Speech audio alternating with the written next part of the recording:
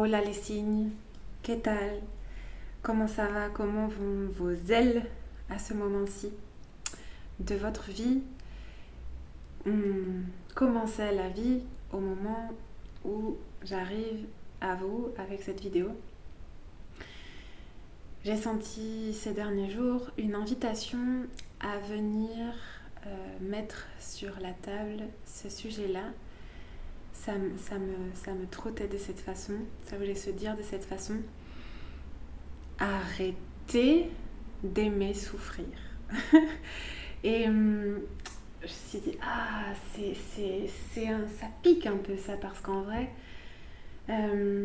chaque personne qui a connu des moments de tourmente émotionnelle profonde, chaque personne qui a connu ce qu'on peut appeler une nuit noire, des moments de douleur atroce, le plus souvent, ce qui se manifeste aussi en même temps, c'est non, stop, j'ai aucun goût à ça, je veux pas ça. La première chose qu'on veut, c'est sortir de ça, c'est autre chose, c'est que ça s'arrête. Et c'est pour ça aussi que parfois apparaissent, par exemple, l'une ou l'autre addiction. C'est comme ça aussi que certains êtres, comme tant de fois c'est venu visiter ma propre mère, en arrivent à avoir un élan, je sais même pas si c'est un élan, je sais pas si on peut appeler ça comme ça, mais comme le dernier recours qui reste, c'est comme avoir envie de mettre fin à ses jours. Juste, en vrai, je pense que ce que l'être veut à ce moment-là, c'est pas mourir, c'est que la douleur s'arrête. Alors, quand moi j'arrive avec ce titre « Aimer souffrir », il y a comme « mais qu'est-ce que tu racontes ?» et en même temps, je vois beaucoup autour de moi une sorte de empêchement, d'incapacité, en tout cas un sentiment d'impuissance hyper fort, et parfois c'est carrément une résistance. C'est un peu ça que j'évoquais dans la vidéo dans l'épisode qui s'appelle la technique du sumo. Il y a comme une résistance à permettre que ce soit autrement.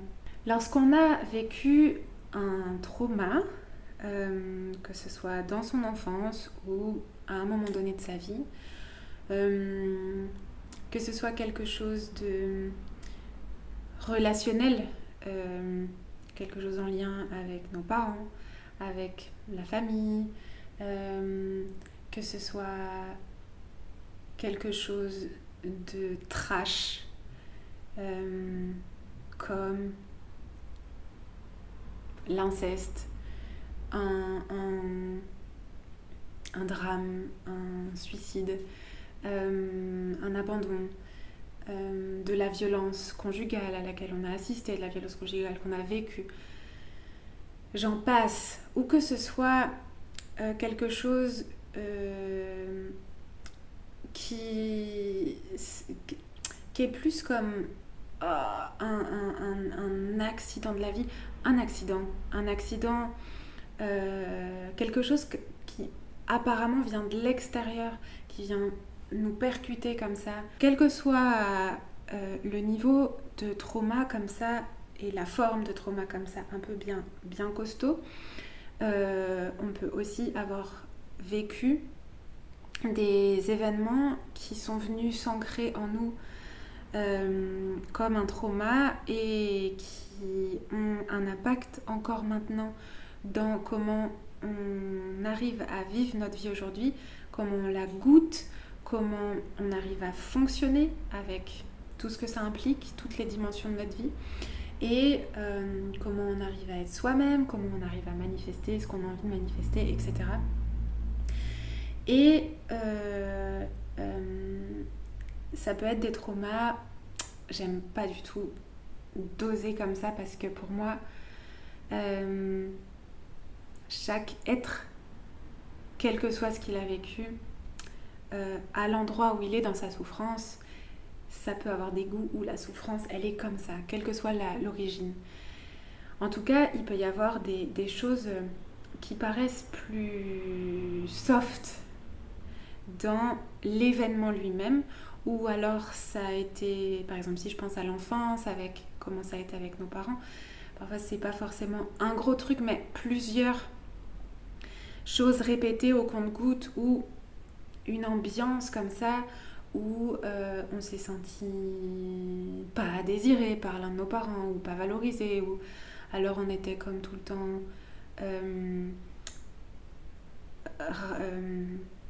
empêché, réprimé dans le feu de notre être. Je regarde mon petit garçon qui est un bélier et qui a tout son soleil, tout son printemps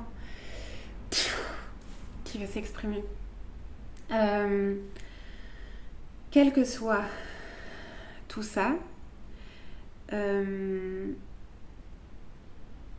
peu importe quand est-ce que ça s'est passé, en tout cas c'est dans le passé, puis ça s'est installé en nous comme une blessure qui, à certains moments de la vie actuelle, ici et maintenant, par des choses parfois basiques qui peuvent se passer dans la vie, avec les objets qui nous entourent, la voiture, je ne sais quoi, un truc qui se casse, un bruit, ou que ce soit dans des relations, il y a forcément des moments où quelque chose d'extérieur, apparemment anodin, va venir en nous appuyer sur cette blessure, et à partir du moment où elle n'est pas encore, je vais oser dire ce mot-là qui est controversé, guérie, à partir du moment où on n'a pas encore pu venir oser s'y approcher. Vraiment, on peut prendre l'image d'une blessure physique. Si je suis ouverte ou je sais pas quoi, si je m'en occupe pas, ça va pas donner les mêmes résultats que si, ok, j'y vais et je viens apporter du soin et peut-être je vais chercher de l'aide, etc., etc., etc. Jusqu'à temps que je m'aperçois que, ok, c'est guéri. J'ai plus mal, mes tissus sont comme reconstitués, je peux fonctionner à nouveau, et peut-être il reste une cicatrice qui me laisse une mémoire de ça, n'empêche que elle a pas de pouvoir de me faire mal. Donc, lorsque je suis déclenchée dans ma blessure par un événement extérieur, c'est que cette blessure, elle est vive, elle est à vif, c'est que elle a encore un pouvoir sur moi, sur mon bien-être. Elle est encore en train d'appeler mon propre secours, et parfois ça vient crier, il n'y a pas 36 solutions, soit alors j'y vais et je commence au moins un pas après l'autre à venir apporter du soin ici, soit pas. Et lorsque on est déjà dans une dynamique d'avoir commencé, parfois même depuis longtemps, à prendre soin de ces espaces-là, et que encore une vague tellement forte on peut aussi dire que c'est parce que on a ce profil hypersensible. Si ça revient encore, c'est que probablement, surtout s'il y a une sorte de surintensité émotionnelle par rapport à la situation présente qui est plutôt anodine si on s'en tient au fait, c'est que il y a ce trauma qui est en train d'être activé, et donc associé à ça, tout mon système de défense, tout mon système nerveux qui se dérégule pour répondre à l'alerte, alerte, alerte, alerte, à toutes les unités, et alors toutes les hormones et tout le cerveau reptilien et tout, comme ça. Et jusqu'à ce qu'on puisse retrouver, jusqu'à ce que ça puisse se réguler à nouveau, qu'on puisse retrouver comme notre axe, notre connexion à là, ici, maintenant, notre connexion à l'adulte qu'on est aujourd'hui, ici et maintenant, et qu'on retrouve nos ressources et puis qu'on continue. N'empêche que souvent, ça peut arriver que on soit traversé par un comme encore, j'en suis encore là, je repasse encore par ça. J'avais pas du tout vu, je trouve ça très intéressant et très beau ce que la bougie est en train de faire derrière moi. J'adore, je vais laisser faire ça comme ça, on verra si ça a une médecine à nous offrir. Et je veille aussi quand même, bien sûr. J'ai aucune envie de cramer mon escalier. L'escalier. J'ai fait des études d'art du spectacle. J'étais dans une option cinéma et j'ai beaucoup étudié le cinéma fantastique et spécifiquement les films de vampires et les films d'épouvante. Et l'escalier est une grande figure. Soit quand il monte d'accès au subconscient, aux dimensions plus invisibles, plus subtiles, soit quand il descend d'aller creuser dans les profondeurs et d'aller au contact plus de la lignée du transgénérationnel. Bref, c'est cet endroit-là qui m'appelait aujourd'hui pour la vidéo. Que ce soit chez les personnes que j'accompagne ou chez des proches ou dans ma propre expérience, ce que je retrouve de commun à chaque fois, c'est que il y a comme alors pas toujours aux mêmes endroits, ça se manifeste pas toujours de la même façon, mais c'est comme s'il y avait une sorte de socle commun de je ne sais pas comment faire autrement que rester dans cet endroit, dans cette configuration, dans cette routine presque de souffrance plus ou moins normalisée. Et même, c'est hallucinant comme il y a une résistance, voire une fermeture absolue à permettre que notre vie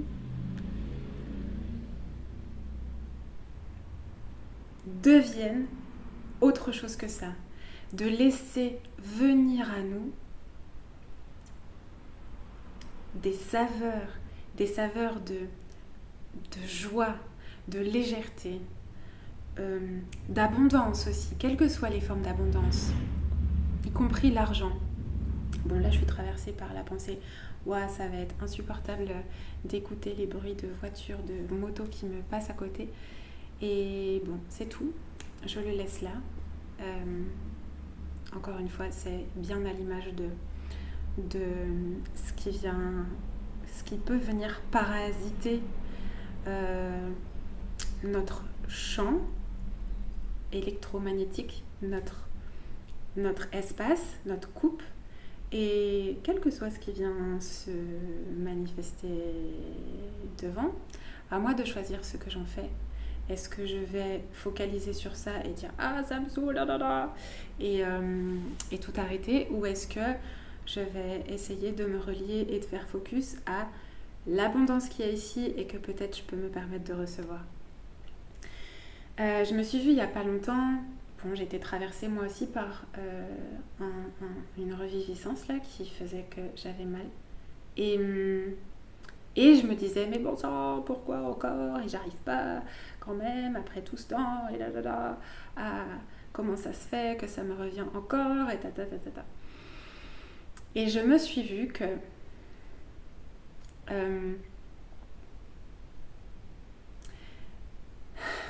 Radio Vilain Petit Canard était en train de prendre un peu tout l'espace de mon champ.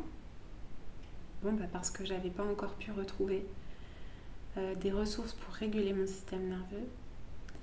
Et j'ai vu qu'à plusieurs reprises, mon fils m'avait fait comme des cadeaux. Par exemple, j'ai réalisé qu'il avait mis dans mon sac à main une de ses petites casseroles de sa cuisine et des frites. J'avoue que ça fait partie de mes péchés mignons, les frites. Et je ne sais plus quoi encore qu'il y avait comme ça dans mon sac à main. Quand je me relie à ça, je peux vraiment m'imaginer.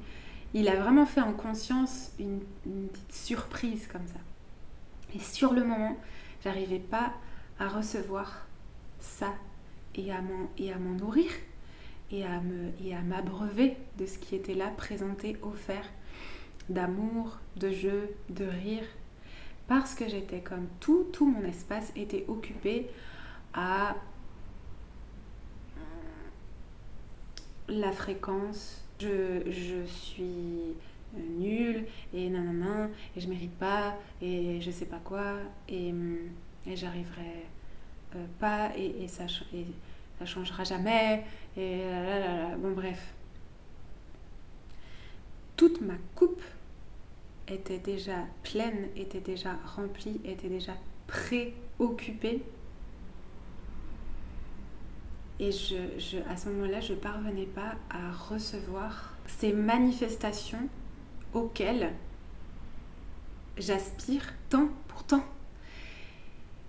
Et aussi auxquelles le vilain petit canard, mon identité du trauma, mon enfant intérieur, mon endroit blessé aspire tant. C'est-à-dire que j'ai là devant moi, sous les yeux, la manifestation de ce que j'aurais tellement aimé ou ce que j'aurais tellement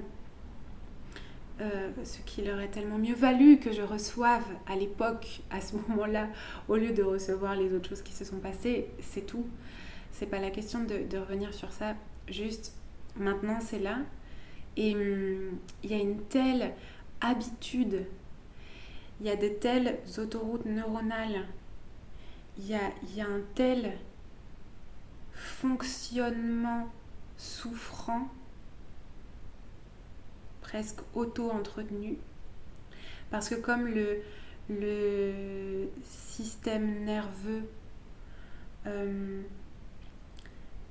est là, veut être au service, veut être en soutien, et qu'il y a quelque chose en nous qui n'a connu qu'un certain nombre de choses, au final, notre cerveau et notre système est focus sur ça et presque n'est que attentif à ça et presque recrée ça tout le temps. Et toutes les propositions qui pourraient être de la légèreté, du jeu, du pur kiff, du pur amour, du rire, encore pire, n'est-ce pas ? Combien j'en connais qui cultivent plus ou moins en conscience, et moi la première, quelque chose de l'ordre du sérieux et du grave, de la gravité, et comme si c'était bien. Alors quand viennent à nous toutes ces propositions, il y a comme une sorte d'auto-rejet de ouf. C'est comme s'il y a quelque chose en nous qui n'arrive pas à être d'accord de laisser se créer dans notre vie ce à quoi pourtant on aspire tellement.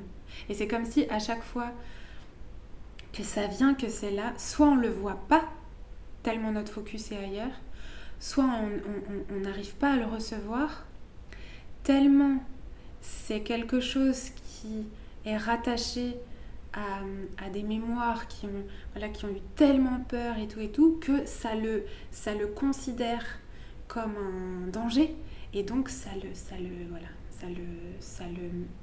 botte en touche. Et on reste dans le connu, et en disant qu'on voudrait sortir de là. Et je dis, en fait, ça nécessite à un moment donné qu'il y ait une sorte d'instance en nous qui se révèle là, qui s'érige et qui décide. Je veux arrêter d'aimer souffrir. Il y a un endroit de moi, comment je peux reconnaître avec tout mon amour, avec tout le pardon, avec tout le Ho'oponopono, comment je peux reconnaître, comment je peux voir ça en moi, qu'il y a un endroit de moi qui aime souffrir. Il y a notre système nerveux qui est au taquet, qui est programmé à ça, qui est prêt, tout le temps prêt là à dégainer. Et il y a aussi peut-être dans ce TGV là vers la souffrance et vers gérer le truc, et en même temps le recréer, je me disais qu'il y avait peut-être aussi une sorte de loyauté à nos parents, à nos grands-parents, à ce qu'on a pu recevoir directement comme transmission, ou juste de voir faire tant de personnes qui ont marché une vie qui dit faut en chier sa race pour mériter des miettes, c'est normal et c'est dur, je sais pas quoi, comme s'il pouvait y avoir une sorte un peu de loyauté qui faisait que lorsque nous, on aurait ici et maintenant la possibilité de changer le cours de notre vie, et nous, de nous offrir de vivre une qualité de vie intérieure, relationnelle, matérielle, qui serait plus abondante, sécure, heureuse que ce qu'on a pu voir de notre clan. C'est comme s'il y avait un truc genre, mais non, mais moi je mérite pas, mais qui je suis moi, je sais pas quoi, mais moi j'ai pas mieux que les autres, si moi je le reçois, ça veut dire que d'autres le reçoivent pas. Et même combien de fois j'ai pu entendre, combien de fois j'ai pu moi-même ressentir ça, une sorte de peur hyper grande qui arrive un peu comme un espèce de gros nuage qui vient soudain assombrir un moment joyeux, un moment de grande expansion, un moment de réussite, un moment où on est en train de vivre exactement ce à quoi on a toujours rêvé, voire même encore mieux. Et très vite, comme une sorte de gros brouillard apparaît, une sorte de menace à qu'est-ce qui va me tomber dessus? C'est pas possible. Faut que je me prépare à ce qui est un revers de la médaille. C'est trop beau pour être vrai. Qu'est-ce qui va m'arriver? Et en fait, c'est comme si, alors que justement est en train de venir, de s'approcher de nous caresser cette merveille, tout de suite, le réflexe c'est ouh là là là là là là là, oh là là, qu'est-ce qui va se passer là, et même parfois, au final, refermer ça, s'empêcher ça. C'est comme si pour être heureux ou être abondant, il y avait comme quelque chose en nous qui avait à poser une action au-dedans, comme un oui, et comme ouvrir une clé ou une porte. On peut être aussi imprégné par l'abus, sans que ce soit forcément des abus sexuels. L'abus comme étant waouh, on n'a pas du tout pu considérer mes limites, considérer mon être comme étant important, et on n'a pas du tout respecté ça et on est venu pulvériser mes contours.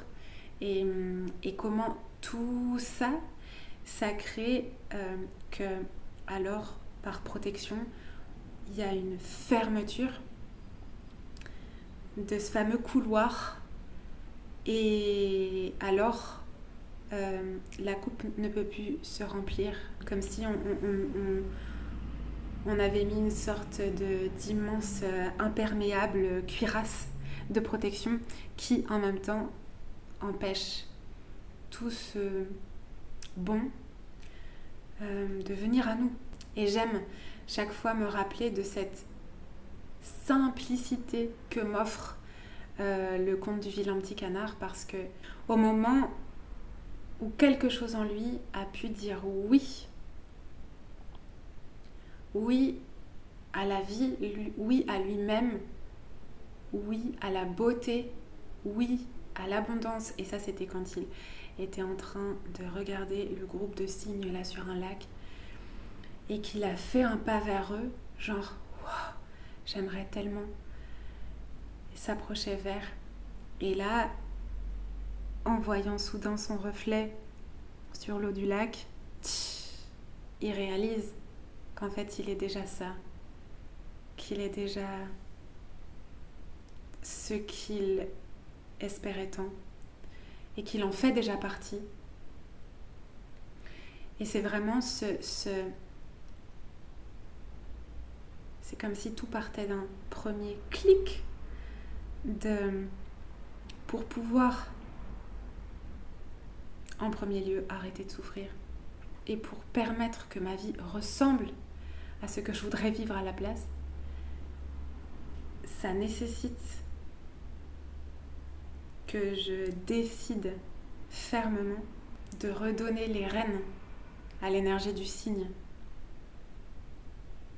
qui a compris, qui sait de nature que c'est pas signe de vie que d'aimer souffrir, et que si c'est ça qui est en train de se passer, c'est que c'est pas le chemin que j'ai envie de prendre, et qu'il y a forcément un pas après l'autre, une possibilité de changer le cours des choses. Moi, je vais terminer avec cette magnifique illustration que j'ai eue ces dernières semaines avec le chat des voisins. Mes voisins étaient en vacances, et leur chat avait tout ce qu'il fallait pour manger, pour boire, etc. Sauf qu'il n'y avait plus la présence de ses gardiens, et ça lui a enfin donné l'idée, l'envie de venir se rapprocher de ma maison.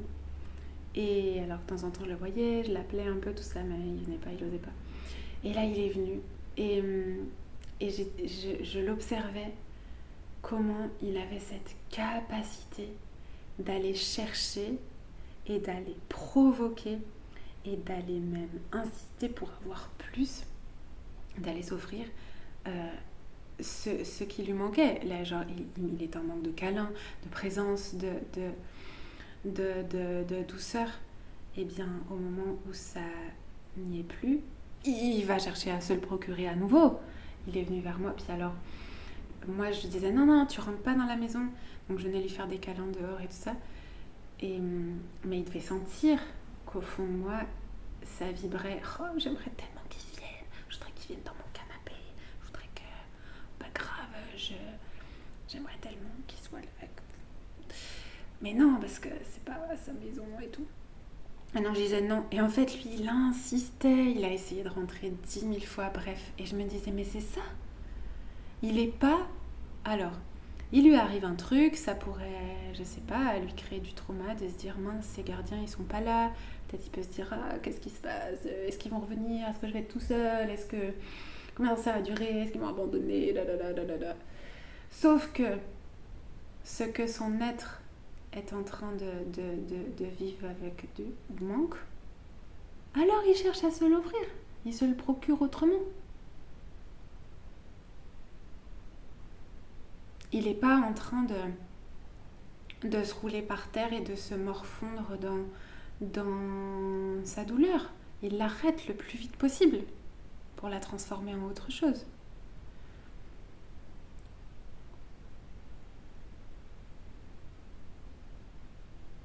La bougie est presque terminée. Bon.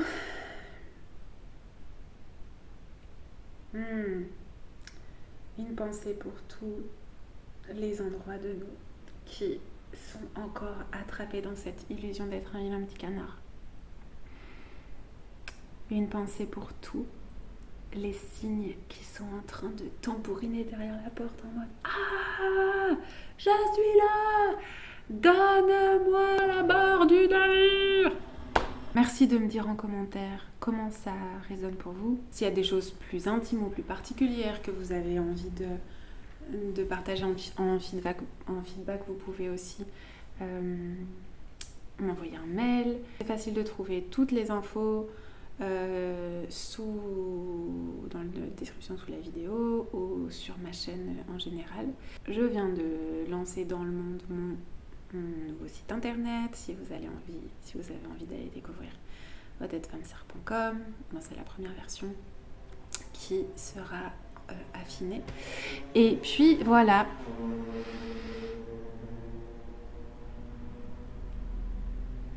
Tout le meilleur sur le chemin qui mène à la montagne sacrée. Bessos.